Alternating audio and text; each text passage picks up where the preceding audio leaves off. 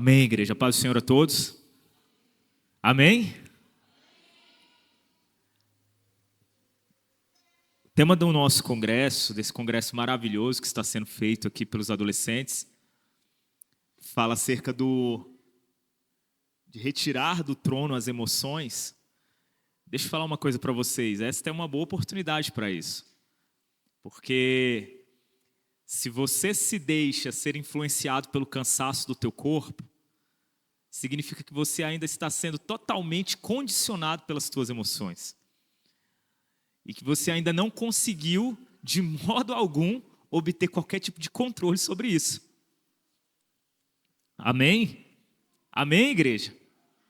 Se você permite que o teu corpo, ele venha a impor sobre você o teu ânimo e o teu humor, significa que ainda falta um pouquinho de você compreender qual é o caminho para se descartar a regência pela emoção, amém? E começar a andar pela fé estabelecida na consciência. Amém, meus irmãos? Então deixa eu te falar uma coisa, comece não permitindo, de uma vez por todas, que o teu corpo, ele venha a determinar o teu estado emocional. Ou, pelo menos, que ele não determine as tuas ações, atitudes e comportamentos. Porque quando eu olho para a vida dos apóstolos, e quando eu olho principalmente para o nosso mestre, nosso Jesus, eu via um homem que dormia pouquíssimo, que passava o dia atendendo pessoas. E se você quer saber algo que cansa, meu irmão, é você ficar recebendo pessoas. Fique em pé, não sente ainda não que a gente já vai fazer a leitura, amém? Quando você recebe as pessoas, você já aconselhou pessoas? Por que muita gente foge de aconselhar pessoas? Porque quando você aconselha pessoas, tem gente que fala assim, que parece que a energia dela vem para ti, né? Mais uma vez, quem sente esse tipo de coisa é porque ainda está sendo facilmente direcionado, influenciado pela emoção. Mas realmente é algo que gera um cansaço físico e mental. Jesus, ele curava enfermos, ele ministrava o evangelho, ele carregava todo aquele peso durante todo o ministério dele. E à noite, que era o período de talvez descansar, na maioria das vezes ele se retirava para ir orar. E muitas vezes ele passava a noite orando. E no dia seguinte ele já estava ali, manifestando compaixão, graça, misericórdia. Jesus é o exemplo do homem que nele não havia nenhum tipo de entronização das emoções. As emoções não estavam sentadas no trono, na mente do nosso Senhor Jesus, no centro do coração dele. E nós vamos ver exatamente isso aqui. É por isso que eu te convido a abrir sua Bíblia comigo lá em Filipenses, no capítulo 2. Filipenses, capítulo 2.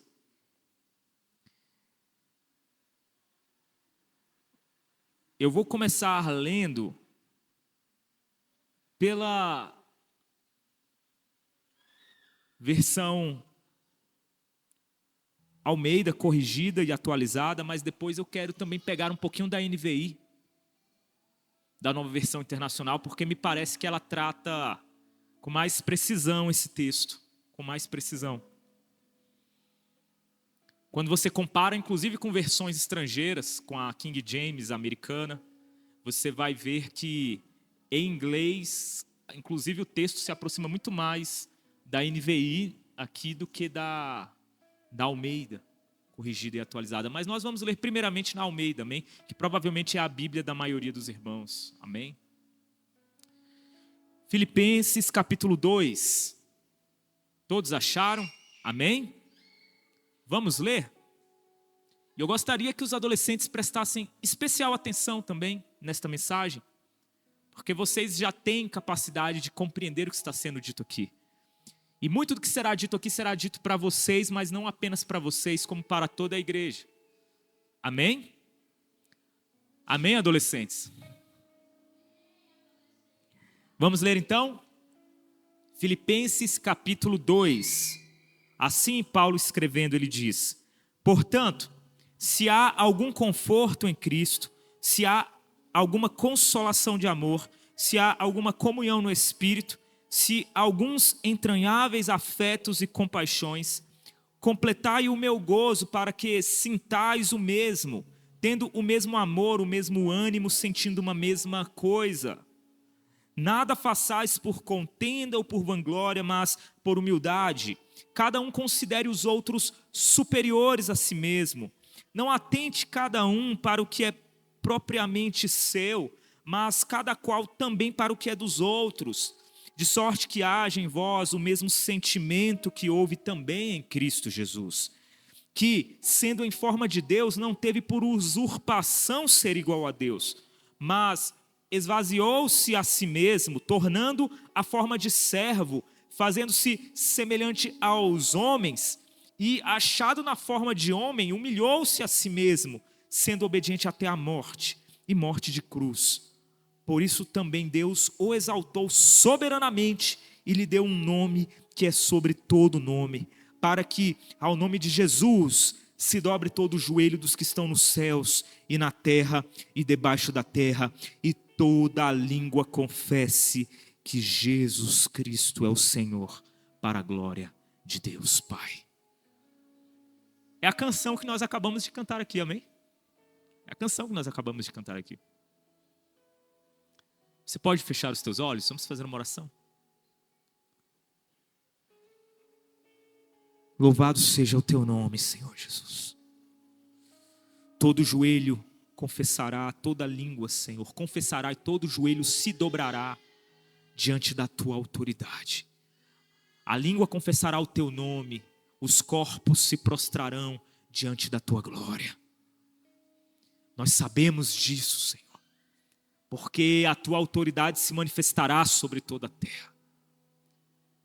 Mas até que este dia chegue, Senhor, que a tua autoridade se manifeste sobre os nossos corações e sobre as nossas vidas, para que já em cada um de nós, em cada um dos teus filhos e filhas, e de cada um dos pequeninos aqui, nos coraçõezinhos de cada um, Senhor, a tua glória já possa brilhar, que tu venhas a ser entronizado, que a nossa língua confesse o teu nome e a grandiosidade de ti, que não haja, Senhor, espaço para mais nada, muito pelo contrário. Assim como o vento que entra num local, Senhor, e vai tomando conta de todos os cantos daquele ambiente, que assim seja o nosso coração à medida que o teu Espírito e a tua glória for entrando em cada um de nós, tomando conta, preenchendo, circulando, ocupando, Senhor, destronando tudo aquilo que ainda vem de cada um de nós, para que o teu nome seja exaltado em nossos corações verdadeiramente, Senhor. Não apenas como um impulso emocional, mas principalmente porque há em cada um de nós a convicção de que tu és Senhor sobre as nossas vidas.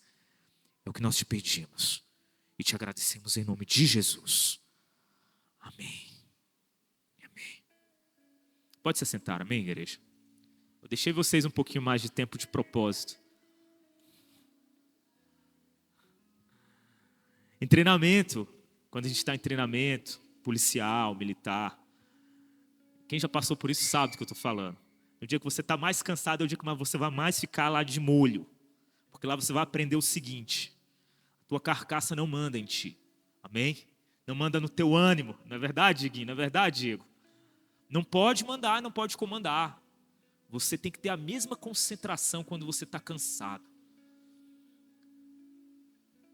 que você teria quando você está descansado. Porque na hora da tribulação, do embate, do confronto, nenhuma dessas coisas escolhe a hora, o momento ou o instante que você está mais descansado. E realmente é isso aqui que manda nisso aqui. Amém? Então isso já é um conselho que eu deixo para vocês, adolescentes, principalmente nessa fase que vocês têm mais sono do que vida, que eu sei disso. Mas vocês já podem começar a regrar isso neste momento. E é interessante quando eu olho para os nossos adolescentes, porque A marca principal da adolescência, da transição da infância para a adolescência, se chama afetividade e a autopercepção. Isso tem tudo a ver com o tema que está sendo tratado aqui. Porque quando você olha para um adolescente, às vezes tem adolescente que ele só é adolescente no tamanho, mas no espírito ele ainda é uma criança. E tem às vezes aquele naniquinho que no tamanho ele é uma criança, mas no coração ele já é um adolescente. E tem algumas marcas que você percebe que faz ali, vão mostrando que vocês estão transitando de um momento para o outro. E quando eu olho vocês, principalmente, que eu acompanhei desde piquituchos aqui, desde pequenininhos, isso fica mais evidente ainda. Amém? A criança, olha lá o Miguel. O Mateus, tá nem aí. Ele entra num local e ele não está preocupado com o modo como as outras pessoas vão perceber ele. Eles não estão nem aí. O Mateus, ele chega ali, ele brinca. Se o cabelo dele tiver um fuá, ele pouco se importa. Ele só quer saber de se divertir, porque toda a alegria dele está no prazer imediato, na contemplação, naquilo que ele está vivendo, na brincadeira que ele está fazendo. E não depende do coleguinha, não depende se o coleguinha gosta dele ou não, não depende se o coleguinha aceita ele ou não. Ele está feliz. Evidentemente que isso na maioria dos casos. Um adolescente não. Você vê que um adolescente, a criança está saindo da infância para a adolescência porque ele começa a se portar diferente, porque ele começa a se preocupar com o modo como os outros olham ele. Ele começa a perceber que a alegria dele não depende só dele, mas depende também desse negócio chamado, como que o outro me vê? Será que o outro está me vendo feio? Ou feia? Principalmente as meninas. As meninas, geralmente, elas amadurecem mais rapidamente do que os meninos, porque as meninas, elas já se ocupam mais com a sua aparência primeiro que os meninos, é verdade ou não? Então, por exemplo, quando eu olho para a Julinha, eu lembro da Julinha entrando aqui na igreja, aqui, ó, correndo, com os cabelos desse tamanho. Hoje é uma mocinha, né, com batonzinho, cabelinho todo bonitinho. E é assim mesmo, faz parte da vida, é a fase que vocês estão passando. E isso gera um boom de coisas, porque gera a vontade de ser aceito pelos outros. Às vezes, vocês ficam tristes e vocês têm tristezas que vocês não tinham quando era criança. Não é verdade? Por exemplo, quando você está num local e todo mundo te tira de tempo, ou você se sente deslocado, você começa a querer chamar a atenção de alguém, ainda que você não saiba direito o que está acontecendo. Mas você já está querendo chamar a atenção e se posicionar e se enturmar com outras pessoas. Tudo isso é da adolescência de vocês. Amém? E a vida adulta é isso também. É importante que vocês passem por essa transição, porque imagine, igreja, se eu me apresentasse aqui diante de vocês, sem me preocupar, me ocupar com a minha imagem, se eu chegasse aqui com a roupa toda amassada, com um tênis todo sujo, todo descabelado, como se fosse um menino, evidentemente que eu estaria, inclusive, desrespeitando vocês, amém? Você, por exemplo, recebe uma visita na sua casa de pijama? Alguém recebe? Se você é criança, você não está nem aí, né? Você não sabe nem o que é pijama. Mas à medida que você vai ficando adolescente e vai entrando na vida adulta, você não vai receber uma visita sua de pijama. Você vai no supermercado de pijama, coisa desagradável, deselegante. Tem gente que hoje vai, né? Extremamente desagradável e deselegante, porque você está desrespeitando as pessoas. Aquele não é o ambiente para aquilo. Amém? Você começa a entender que a sua felicidade, a emoção da felicidade e a emoção da tristeza também passa por você saber estar no meio social, no meio que vocês pertencem, seja entre os amiguinhos de vocês. É por isso que, às vezes, quando todos os amiguinhos de vocês começam a cortar o cabelo de um jeito, vocês também começam, né? Eu lembro do Levi, um dia desse estava com o cabelo louro. Provavelmente ele viu isso na televisão, ele viu isso em alguma onda que estava estourando e ele achou legal. Ninguém da escola, mas alguém te influenciou para isso e você achou o máximo. Ou às vezes você só queria ser percebido. Faz parte da adolescência. Amém? E é isso. Essa é a transição. Essa preocupação com a imagem. Quando eu olho para minha sobrinha mesmo, a Rebeca, isso fica latente na minha visão, que eu vejo ela como a criança Rebeca e a mocinha, a adolescente Rebeca. Isso é escancarado. E nota que aqui a gente está falando sobre o comportamento de vocês que muda por causa da emoção de vocês que gera, de acordo com a situação. Quando nós falamos de emoção aqui, isso aqui é para toda a igreja, não é só para os adolescentes. Eu gostaria de fazer uma distinção bem rápida, que é bem útil para a gente. Emoção e sentimento. Emoção, às vezes parece ser a mesma coisa que sentimento, e até a gente pode dizer que é. Mas eu sei que no contexto aqui que foi tratado no tema, ele foi tratado trazendo tudo num bolo só, e de fato uma coisa está ligada à outra, mas não é a mesma coisa, e eu acho legal essa distinção, porque a gente começa a entender melhor, inclusive, nós mesmos, o modo como a gente age, o modo como a gente fala, o modo como a gente se porta. E a emoção, eu diria que a emoção, ela é aquela tua reação imediata. Por exemplo, você reage, interpreta determinada coisa, e você reage com medo, você reage com raiva, você reage com ansiedade, ou você reage com, sei lá, inquietação, frustração. A emoção é esse primeiro boom que vem no coração, que vem na sua mente. Ela é uma reação, muitas das vezes, absolutamente espontânea, da condição humana, que muitas das vezes você nem tem total controle sobre ela. Isso é emoção. Exemplo, se você está lá no seu quarto, quem já passou por isso? Você estava lá no seu quarto, de repente você viu uma sombra na janela. Tua primeira emoção foi, meu Deus, o que é isso? Medo, né? Temor. O que está acontecendo aqui? Você se tremeu todinho. Aquilo foi a emoção de medo que foi gerado em você por conta de quê? Deu uma sombra. Você achou que era um bicho, um monstro. Tem gente que acha até que é o capeta, assiste Exorcista, né? Assiste esses filmes de terror aí e fica tudo doido. E fica confundindo tudo, né? Tá achando até que é isso, mas não é. Ali foi só, cara, era só uma árvore, era só o galho era só um móvel da sua casa. Aquele barulho que você escutou na tua casa, plá, você, o que é isso no meio da noite? Era só a geladeira, mas você ficou com medo. Aquela tua primeira reação é a emoção do medo. Amém?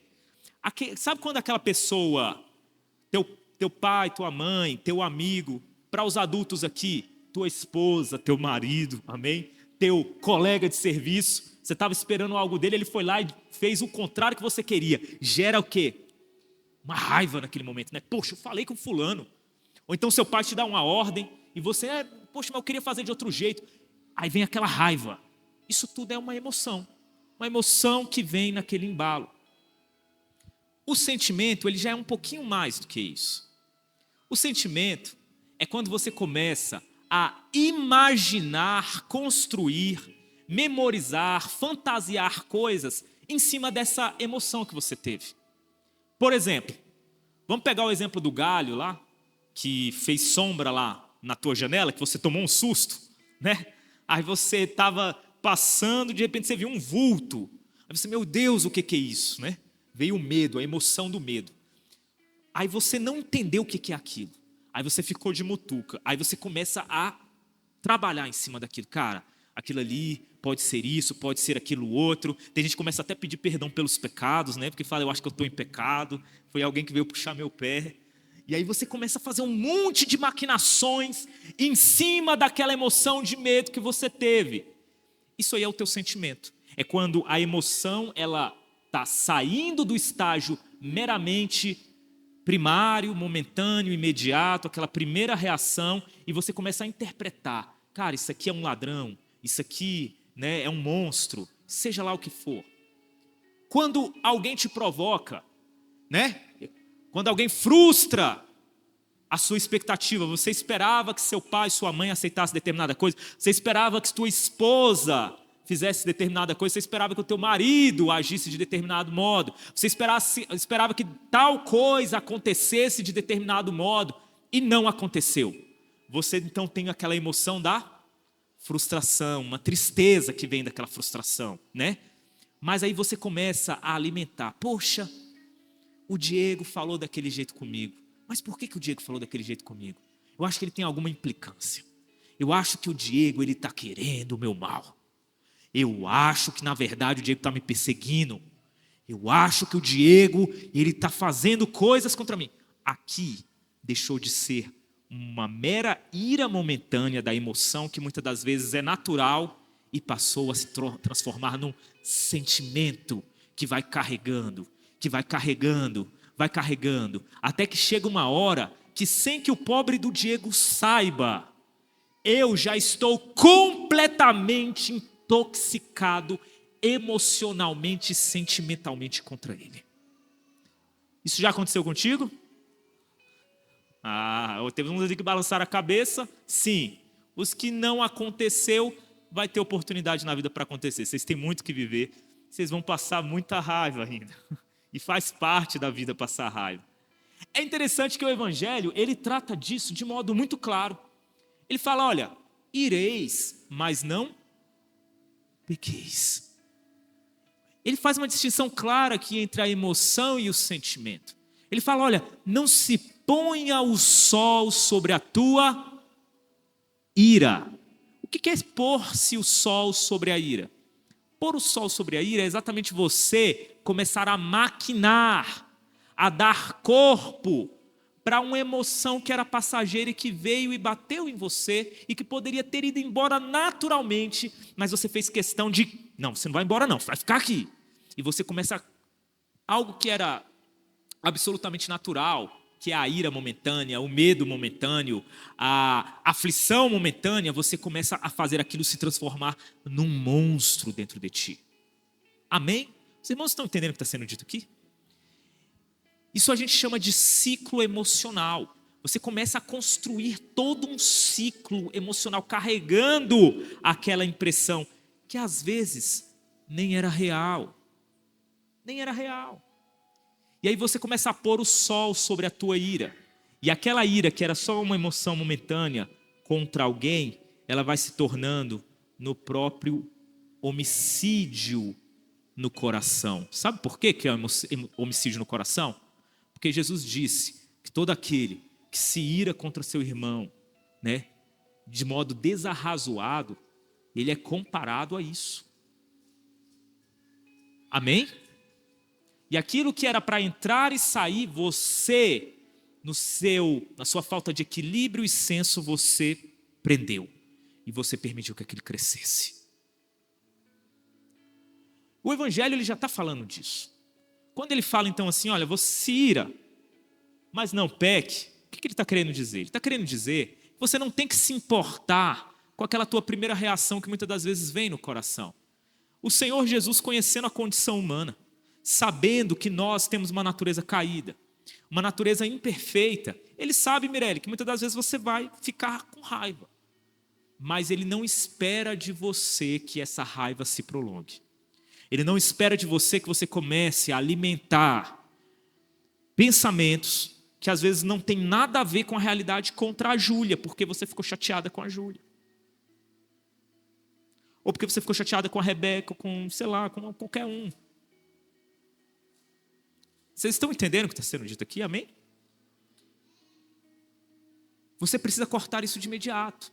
É isso que faz com que a tua emoção não venha a regrar a tua vida. Tá bom? Daqui a pouco a gente vai voltar para o texto aqui de Paulo. Daqui a pouco a gente vai chegar lá. E vai entender o porquê que isso tem tudo a ver com o que Paulo estava falando aqui. Do mesmo modo, é qualquer outro tipo de emoção ou sentimento que vocês tenham, que nós temos. O ciúme desenfreado. Quantos homens e mulheres não são capazes de se controlar? Porque elas, com base numa emoção que às vezes não condiz com a verdade, elas se tornam absolutamente doentes. Doentes. Emocionalmente, psicologicamente. Porque começam a dar corpo para algo que era uma mera emoção, uma mera reação, uma impressão sua que às vezes nem era a realidade, nem condizia com a realidade. É como o exemplo ali do galho da árvore, ali à noite.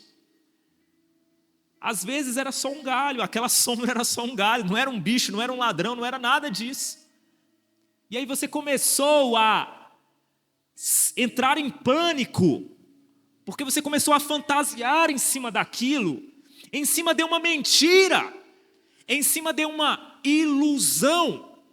E aquilo começa a tomar conta do teu ser ao ponto de te intoxicar. Fique 10 minutos com medo. Alguém já ficou 10 minutos aqui com medo sem saber o que estava acontecendo? Pelo menos 10 minutos ou mais. Não começa a dar um pânico. O medo, ele entra, ele tá pequeno, mas ele vai indo, cara, ele vai crescendo. Pessoas que têm síndrome do pânico sabem disso que eu estou falando. É aquele medo da morte que vem de um momento ali, cara, senti medo, vou morrer. E aquele negócio vai crescendo, de repente vira um gigante dentro de ti.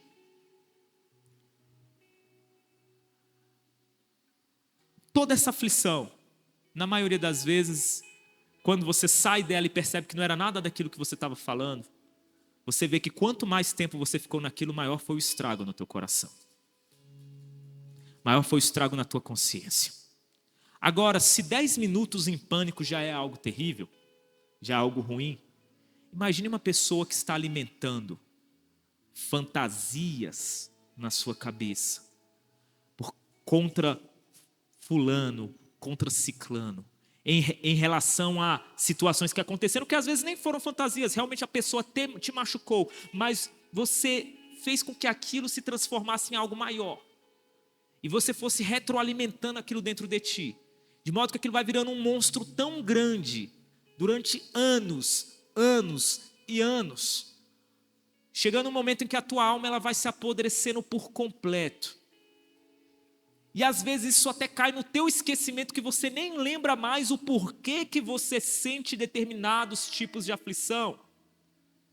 Porque uma situação marcou você negativamente, e por ter te marcado negativamente, cai no esquecimento, mas você prendeu aquilo dentro de ti.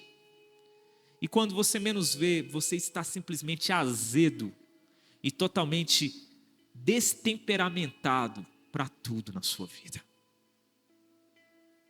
Isso em anos gera um estrago absurdo, meus irmãos. Absurdo.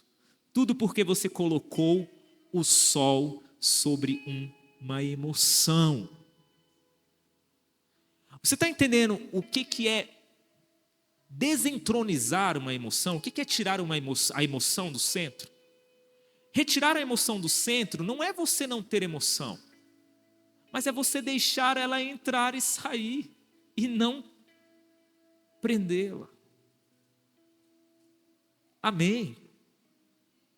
Quando você aprende tudo, ainda que tenha sido com base numa situação real, sei lá, um ladrão realmente entrou lá na tua casa, colocou uma arma em você, o medo foi real, só que o ladrão foi embora, você pela misericórdia de Deus ficou.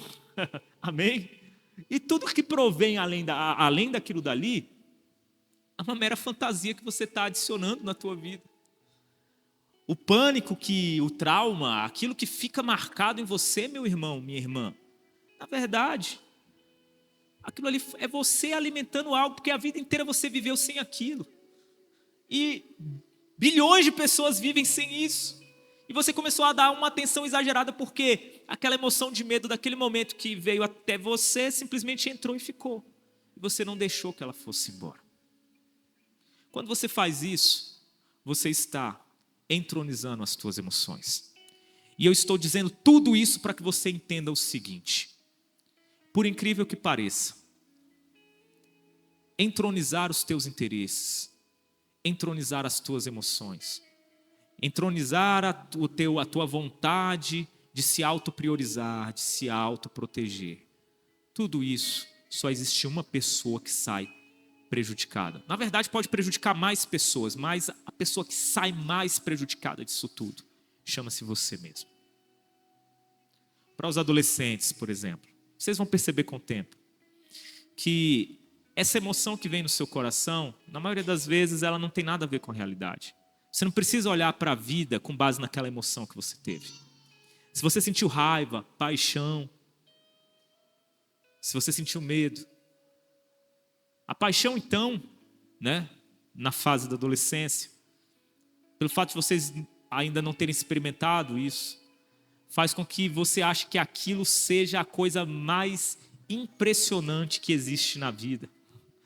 E você pega uma pessoa, um ator, um coleguinha, um amiguinho ou amiguinha, você começa a entronizar aquela pessoa. Você para de enxergar todos os defeitos dela E qualquer pessoa que te diga que aquele fulaninho ou aquela fulaninha não é isso tudo que você está vendo, você imediatamente fala, você está viajando, você é louco, você é doido da sua cabeça. Mas deixa eu te falar aqui, por mais que tudo em vocês diga isso, deixa eu te falar, vocês estão errados. Lá na frente, todas as pessoas chegam à mesma conclusão. Onde que eu estava com a cabeça que eu achei aquele fulaninho ou aquela fulaninha isso tudo? Não era aquilo tudo. É passageiro. Mas para vocês, pelo fato de uma emoção ter vindo ao coraçãozinho de vocês, porque, sei lá, esse fulaninho chamou a atenção, seja porque te tratou de uma forma diferente, seja porque tem uma característica diferente, parece que tudo aquilo é grandão. E na sua cabeça, naquele momento, adolescentes, é por isso que, presta atenção nisso, muito adolescente faz besteira por conta disso. Isso é muito sério que eu estou falando. Muito adolescente faz besteira por conta disso. Porque começa a alimentar uma coisa que não condiz com a realidade. É como se estivesse alimentando a sombra da árvore, achando que é um ladrão de verdade. E não é. E com o tempo, se vocês permitirem que a emoçãozinha entre e a emoçãozinha saia, vocês vão ver que tudo voltará ao normal. E que vocês, na verdade, a vida, ela é isso mesmo. Ela é um trem que vai seguindo o seu caminho, que você vai vendo paisagens novas. E que você não pode, preste atenção nisso, você não pode medir a tua vida pelo que você está vendo agora. Aquele rapazinho, aquela mocinha, não é a última bolacha do pote. Vai ter muita gente que você vai conhecer nessa vida. Você vai conhecer gente pra caramba. Você vai ver muita gente interessante. Você vai saber o que é uma pessoa interessante com o tempo. Agora vocês ainda não têm condição de fazer isso. Sabe por quê? Porque eu também já fui, eu não estou menosprezando vocês. É porque tem coisa que só o tempo, graças a Deus, que só o tempo dá. Tá certo? Não é menosprezo, é simplesmente dar tempo ao tempo. As coisas são assim. Igreja, preste atenção nisso que eu vou falar para você. Existe um conselho que eu adoto para a minha vida. Eu sempre duvido das minhas emoções. Sempre. Eu nunca dou muita trela para elas.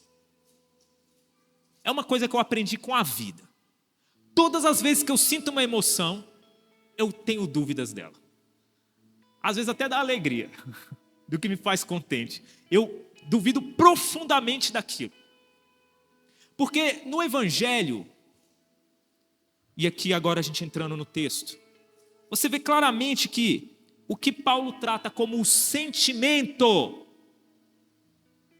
no versículo 5, o mesmo sentimento que houve em Jesus, esse sentimento de modo algum é essa maquinação, essa fantasia emocional que eu falei aqui, que distorce a realidade e leva a gente para outro mundo e que produz ansiedade, destruição, fim de relacionamentos, mau relacionamento, azedismo na vida, intoxicação pessoal.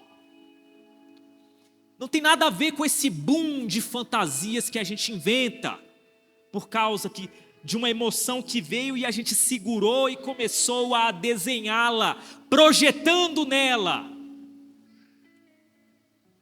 a nossa podridão.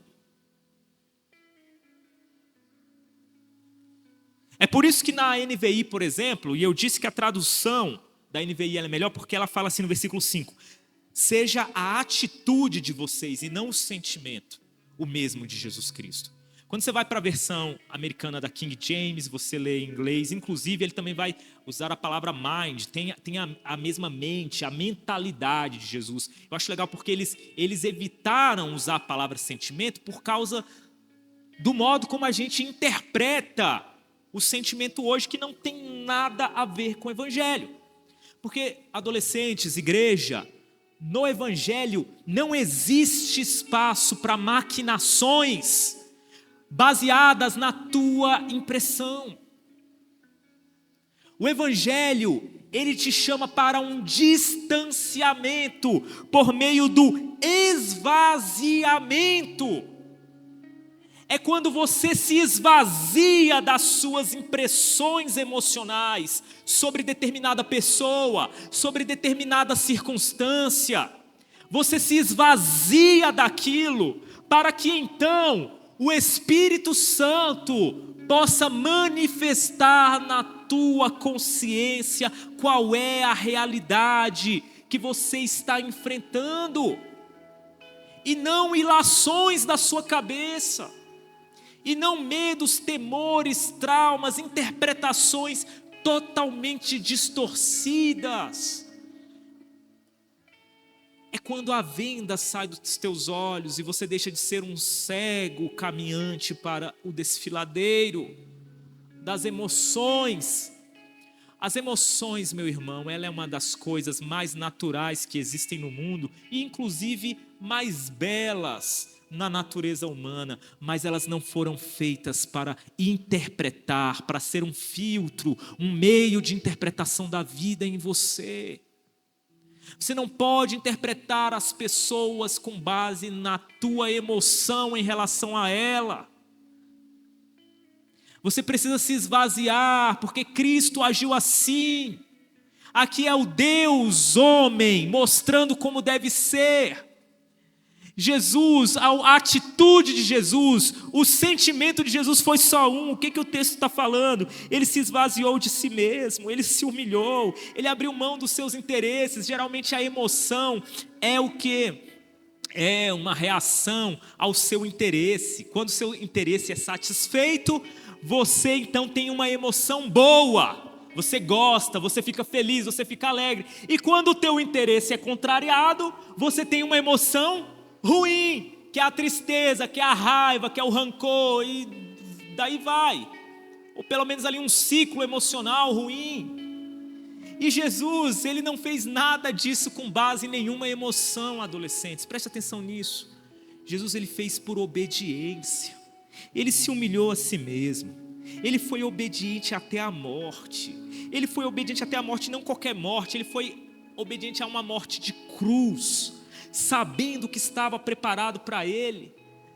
Emocionalmente, você vê o Jesus ali, quando vocês leem o texto, Jesus recebendo booms de emoção, quando ele estava ali orando, e o suor de Jesus começou a se transformar em sangue, por causa da pressão emocional que havia sobre o nosso Senhor naquele momento. Vocês acham que ele não sabia o que estava esperando ele?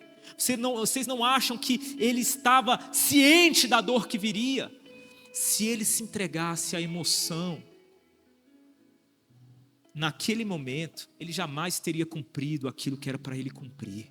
Jesus está falando o seguinte: olha, quando tudo te faltar, quando você não tiver nenhuma emoção boa, porque as circunstâncias da tua vida não permitem que você tenha qualquer emoção boa sobre qualquer coisa, por causa dos dilemas que você tem enfrentado, lembre-se que nunca foi pela emoção. Você pode se firmar no propósito que o Senhor te deu, abraçar aquilo como se fosse a tábua da tua salvação, a tábua daquele marinheiro que o barco afundou e no meio do oceano ele se apega a ela como a última esperança de vida.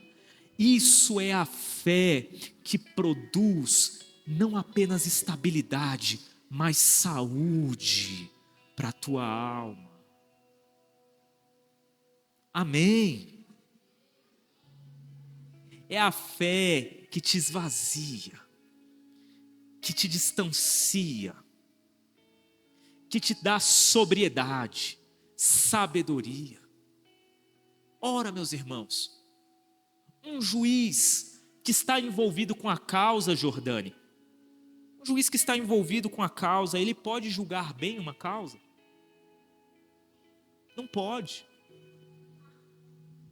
Um médico que vai operar alguém numa mesa de cirurgia, imagina uma pessoa que chega lá toda estourada. O médico teve um acidente com ela, o médico tem que costurar, tem que fazer. Se o médico for emocional naquele momento e se envolver, ele vai fazer um bom serviço. Isso é esvaziar-se de si mesmo. Não é não ter emoções. Não é você virar adolescente, um robô. Não é que você não possa ter uma emoção, sentir ali, alguma coisa. Não, você pode. Mas é não permitir que isso fique, e muito menos olhar para a vida, olhar para as pessoas, olhar para as circunstâncias, para as situações que vocês passam com base nisso. Porque a tua emoção, se você deixar o ciclo natural dela, ela vai entrar e ela vai sair. Agora, se você querer usar ela como lente da vida, para tentar olhar a vida através dela, sabe o que vai acontecer contigo? Você vai se cegar. Você vai ficar cego. Amém? Amém, igreja? Esvazie-se a si mesmo. Retire-se do trono. Não permita que a tua emoção venha reger as coisas. É por isso que o amor, no contexto do evangelho, igreja, ele é totalmente contrário a uma emoção. Porque ele é anti-emoção. É por isso que nós amamos, ainda que nós não gostamos. Porque gostar tem mais a ver com afinidade, tem a ver com a emoção e com o sentimento. Por exemplo, hoje eu estou sempre citando a Júlia, né? A Júlia, hoje eu peguei ela para ser o nosso exemplo. Se a Júlia, ela gosta de uma pessoa, e aqui não gostar no sentido de paixão. Vou falar com a outra Júlia, então, com a Júlia da Jaque. Olha ela se cutucando. Gostar aqui não no sentido de paixão, tá? Mas no sentido assim de gostar, de um amigo, um amiguinho que você gosta, uma pessoa que você gosta. Tem amiguinho que você gosta, tem gente que você não quer ser amigo. Não é verdade? Não é assim? É porque vocês estão na adolescência. Quando é criança isso não existe. Todo mundo é amiguinho de todo mundo, né?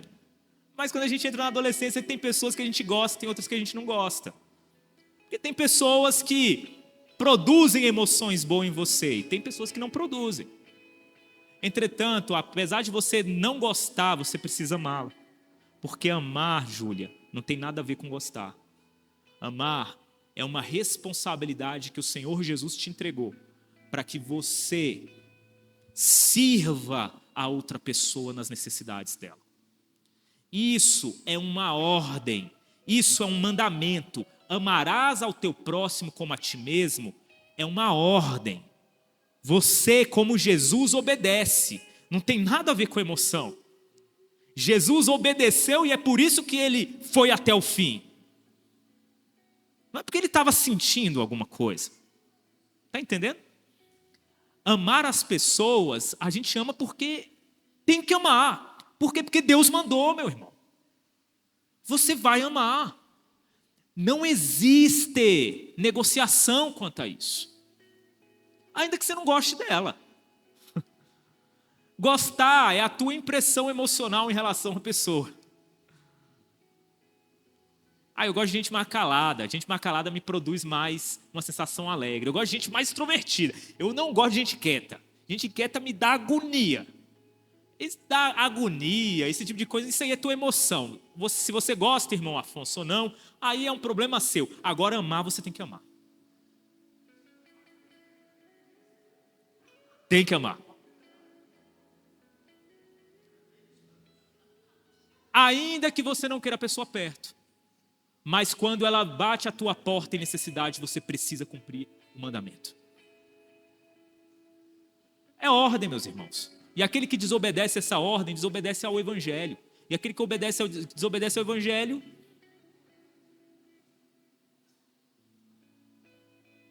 não pode produzir coisa boa. Tem gente que me dá nos nervos, sabia? Um monte de gente, para falar a verdade. Um monte de gente me dá nos nervos. Um monte de gente. Tem um monte de gente que eu não gosto. Mas eu sempre peço misericórdia ao Senhor para que todos aqueles, inclusive os meus inimigos, quando baterem no meu arraiar, que eu tenha provisão para dar a eles. Não é que eu tenho que ficar andando de mãos dadas com o meu inimigo, chamando meu inimigo para ir na minha casa. Não, eu não vou fazer isso. Amém? Mas se meu inimigo está em aflição e o Senhor me coloca como canal para abençoá-lo, que eu seja essa fonte de bênção. Isso é amar. Por quê? Porque eu decidi ser assim. Eu decidi ser assim porque Deus me mandou. É uma ordem. Ordem não se questiona, a ordem se cumpre. Simples assim. Não tem nada a ver. Quando o meu chefe, eu estou numa situação lá de urgência, que eu tenho que fazer alguma coisa, e a guarnição está sob o comando de fulano, ainda que eu não concorde com a ordem que fulano der, eu vou cumpri-la, porque ele comanda. E não tem a ver com concordar ou não, tem a ver com cumprir. Amém? Se nós cumprimos ordens de homens, mesmo sem concordar, nós não vamos cumprir a ordem do nosso Senhor, que morreu por nós. Amém, igreja? Olha só isso também. Quando nós abrimos lá 1 Coríntios no capítulo 13, nós vemos que o amor ele é contra um monte de sentimento.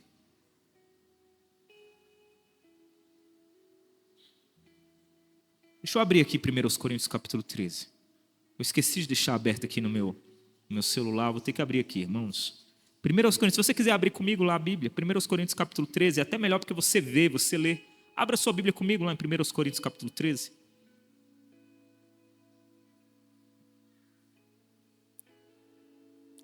Olha só o versículo 4. 1 Coríntios capítulo 13, versículo 4. Olha o que Paulo fala. Presta atenção, adolescentes. Vocês vão entender o que é amor aqui agora. Amor não é um sentimento, nenhuma emoção. Pelo contrário, ele é anti-emoção. Porque no versículo 4, o texto fala assim, 1 Coríntios capítulo 13, versículo 4. O amor é sofredor, ele é benigno. Olha o que o amor não é. Ele não é um monte de emoção e sentimento. Ciclo emocional. O amor ele não é invejoso, o amor ele não trata com leviandade, o amor não ensoberbece, o amor ele não se porta com indecência, ele não busca os seus interesses, ele não se irrita. Tudo isso é emoção, que quando você está convivendo com alguém, você tem isso. Mas o amor é o contrário de tudo isso. E se você se basear na tua emoção, não tem como você amar, simples assim. Amém? Amém, igreja?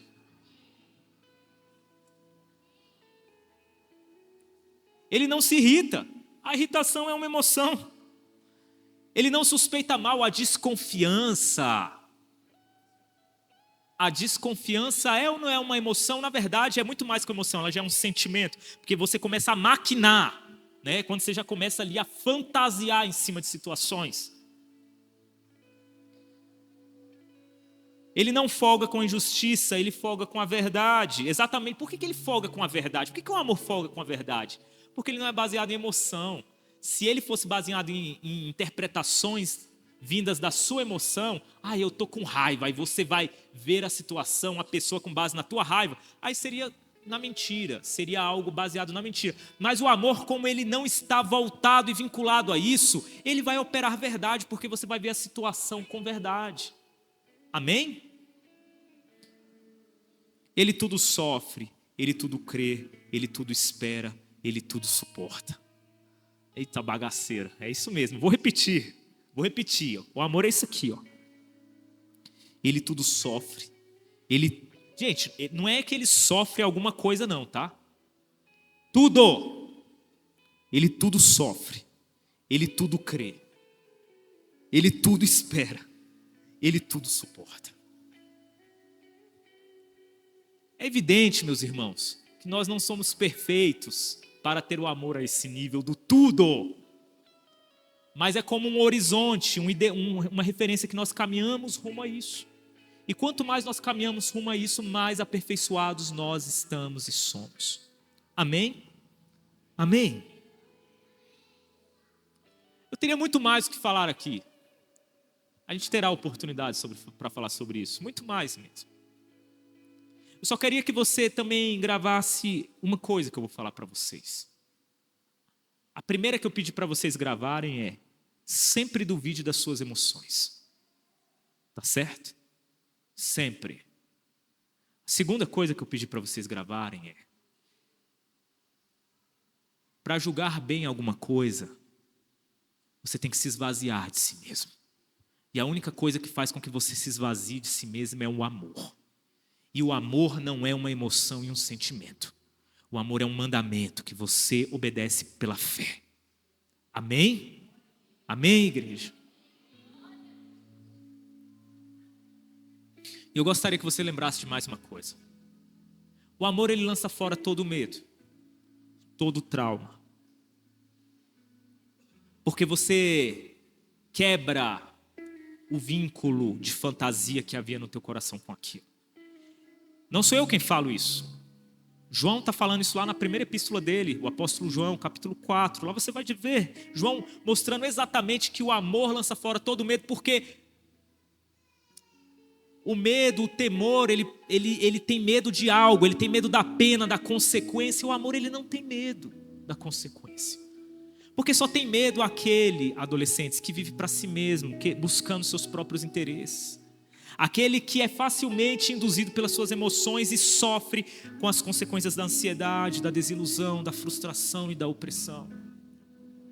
Mas aquele que não vive para si mesmo e que serve como Jesus serviu, essa pessoa, ela simplesmente vai em frente sempre. Da mesma forma como a emoção entra no coração dela e sai, ela também sempre entra nas situações da vida e nunca fica parada lá. Ela continua caminhando para frente. Meu irmão, preste atenção nisso. O amor faz com que você não tenha medo de dar o próximo passo. Porque você não tem mais nenhum vínculo de emoção negativa com as tuas experiências passadas. O amor, ele te liberta e te impulsiona para o novo. Você não tem mais medo do desconhecido. Você não tem mais medo do amanhã, da incerteza. Você não tem mais medo das novas oportunidades que se abrirão na sua vida. Você está livre novamente para projetar e viver e voar no Senhor. Porque você é como um vento que não sabe para onde vai, nem sabe muitas das vezes de onde veio, mas você é guiado pelo Espírito e segue. Porque por mais que você não consiga prever o que acontecerá na próxima porta, o que está atrás da próxima porta, você crê que a bondade de Deus continua regendo a tua vida. E se a bondade de Deus rege a tua vida, você atravessará as portas, e emoção, sentimento nenhum te travará nas marcas do passado, porque tudo se faz novo para aquele que ama. Tudo é novidade de vida para aquele que ama. Não é porque uma coisa aconteceu no passado e você desenvolveu um sentimento fantasioso negativo sobre aquilo, que você precisa ficar parado e travado naquele momento da tua vida. Se você entende, meu irmão, que a tua emoção não é a verdade, não é a realidade. A realidade é o amor. A realidade é o amor. A verdade é o amor. Amém? É por isso que você ama ao Senhor de todo o teu entendimento, toda a tua alma, todo o teu coração, todo o teu ser. E quando você ama ao Senhor dessa forma, você ama ao próximo como a si mesmo. E quando você inclusive ama a si mesmo, você não ama a si mesmo buscando seus próprios interesses, porque você entendeu. E essa é a terceira coisa que eu quero que você decore: que não há nada mais prejudicial para você do que buscar os seus interesses de modo desenfreado. Se você ficar buscando só os seus interesses, tudo que isso vai produzir vai ser emoção e sentimento ruim na tua vida. Intoxicar você. Aquele que alcança o verdadeiro interesse da alma é aquele que se desprendeu dos interesses do seu coração. Porque o verdadeiro interesse da tua alma é a paz. O verdadeiro interesse da tua alma é a salvação. O verdadeiro interesse da tua alma é a justiça. O verdadeiro interesse da tua alma é a bondade, é a mansidão. Isso é o interesse da tua alma. Tudo que sai disso está desvirtuando você. Amém? E para acabar, às vezes a gente está num sepulcro emocional. Talvez vocês ainda não tenham idade para isso, mas um dia talvez vocês passem por isso. Lembrem-se no dia mau disso que eu estou falando para vocês hoje. Às vezes a gente passa por situações na vida, meninas e meninos, igreja, que parece que você entra dentro de um sepulcro e você fica trancado naquilo dali. E você não consegue seguir em frente, porque parece que está tudo escuro. É um abismo sentimental e emocional tão grande que você não escuta mais nada. Você só fica escutando os teus próprios pensamentos sendo retroalimentados. Pelo fato de você não se amar, você não pensa de si mesmo o ideal, você pensa além do que convém. E você se julga com um peso maior do que o próprio Jesus te julgou. E você se condena com uma condenação que o próprio Deus afastou de ti na cruz do Calvário. Ou você se ensoberbece no outro extremo, ou você se orgulha demais e cai de uma altura enorme porque você construiu um prédio sobre a areia que se desmoronou. E muitas das vezes, adolescente, isso vai ser uma paixão que vai querer bater no seu coração. Vai ser uma ira e uma revolta que muitas das vezes vai querer bater no seu coração. Principalmente quando a gente lida com isso pela primeira vez. Quando um amigo te trai a sua confiança. Quando uma pessoa que você amava te decepciona. Quando uma pessoa que você gostava simplesmente vira as costas para você. Mas lembre-se disso. Você vai parecer que você está morto, que tudo acabou e diluiu, mas não acabou. Sempre há uma voz que te chama para fora disso tudo. Igreja, se você hoje está nessa situação, deixa eu te falar. Assim como Jesus chamou Lázaro para fora daquele sepulcro, há uma voz que pode chamar o teu nome para fora desse abismo que você está emocional. Desse abismo sentimental que às vezes você se encontra.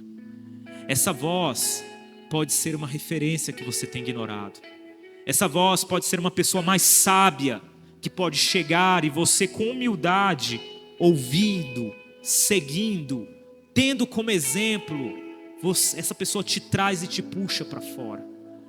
Eu só quero te dizer o seguinte: não fique nesse túmulo emocional que tem travado a tua vida. Permita que um testemunho, uma referência, uma sabedoria vinda de Deus e colocada diante de você te puxe para fora disso. Adolescentes, quando chegar o dia, e não tem como eu falar que não chegará, porque chegará. Vai chegar um dia que isso vai bater na porta do coraçãozinho de vocês. Lembre-se que vocês têm pais, mães. Se não tiver pai ou mãe, você tem pastores aqui nesta igreja, líderes que foram colocados para instruir vocês, amém? Para às vezes dar a luz que vocês não estão vendo naquele momento, porque vocês ainda não caminharam a caminhada que os teus pastores caminharam, que os teus líderes, que os teus pais caminharam, amém? Não vá, por favor, ter como referência o teu amigo para sair desse sepulcro. Teu amigo não sabe o que está falando. Ele tem a mesma experiência que você ou menos. Ele tem a mesma sabedoria que você ou menos. Vai por mim. Ancore-se em pessoas mais sábias que vocês. E Deus tem colocado na vida de vocês pessoas sábias. Amém? Começando na família de vocês. Nesta igreja tem pessoas que podem ajudar vocês. E nós nos colocamos, cada líder, cada obreiro, cada pastor, se coloca à disposição de vocês para orientá-los, principalmente nos momentos mais escuros pelos quais vocês irão passar, tá certo? E igreja, a mesma coisa eu estendo para você, independentemente do momento escuro que você esteja passando, vocês têm pastores e obreiros para isso. E dentro das nossas limitações, eu acredito que o Jordano e o Diego concordam com isso, nós estamos à disposição para auxiliá-los naquilo que o Senhor tem dado para cada um de nós. Afinal, nós somos uma igreja, uma família, onde cada um cuida do outro. Amém? Amém, igreja? Eu prolonguei demais hoje, né? Mas era necessário falar sobre tudo isso. Eu acredito que essa palavra vai produzir frutos muito bons na vida de cada um. E eu gostaria que você refrisasse ela posteriormente. E principalmente naquele dia ruim, assista novamente essa palavra. Eu nem curto muito isso, minha mãe sabe disso, eu sou um cara totalmente longe dessas vaidades. Se existe uma coisa que eu não gosto é de ter minha imagem sendo exposta, falando para outras pessoas. Quem me conhece sabe disso.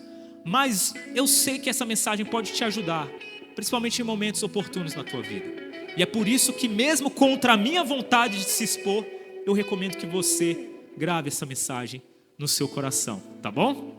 Amém? Que o Senhor Jesus nos abençoe em nome de Jesus.